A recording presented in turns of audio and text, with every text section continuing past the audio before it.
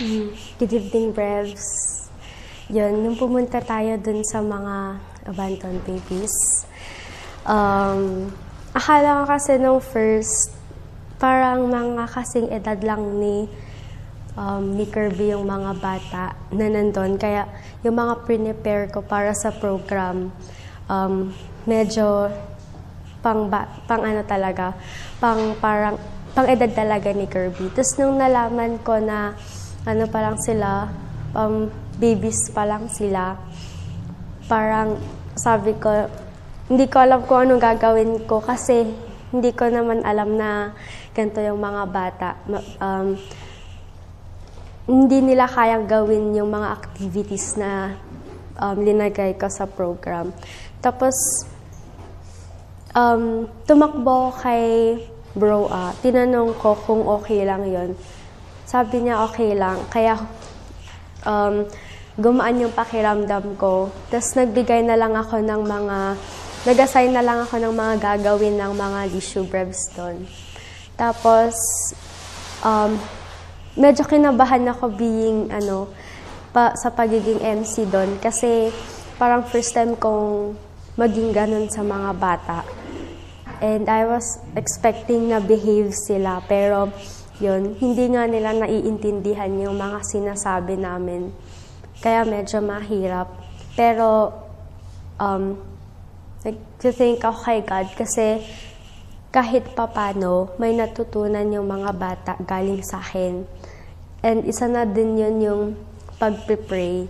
As in, natouch ako nung alam nila kung paano mag-sign of the cross. Tapos, nag-talk rin ako doon.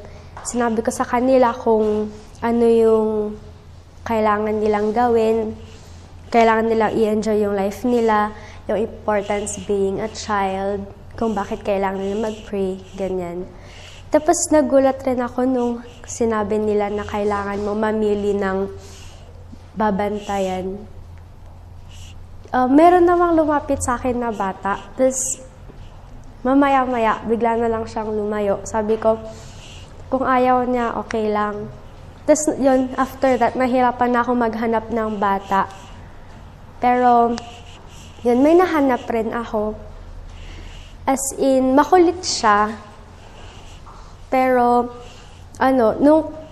kasi medyo makulit siya, tapos bumait lang siya nung andun na yung mga pagkain.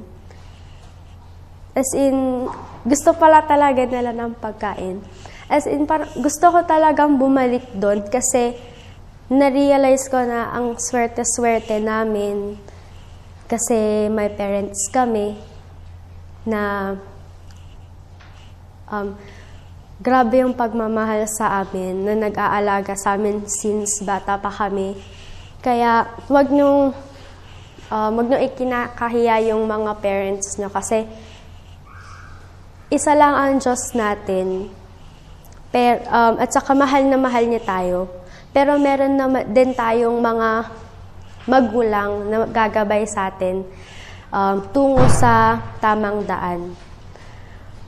And dun din, nakatulong yung mga batang yon i-deepen yung faith ko kay God kasi natuturuan din, ang mga bata natuturuan yan kapag marunong ka talagang magturo.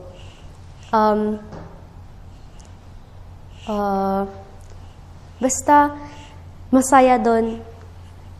Gusto ko talagang bumalik kasi madami akong natutunan doon.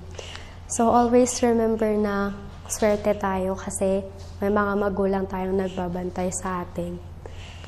Kaya yun lang. Palagi nyo yung tatandaan at mag-thank kayo palagi kay God. Amen.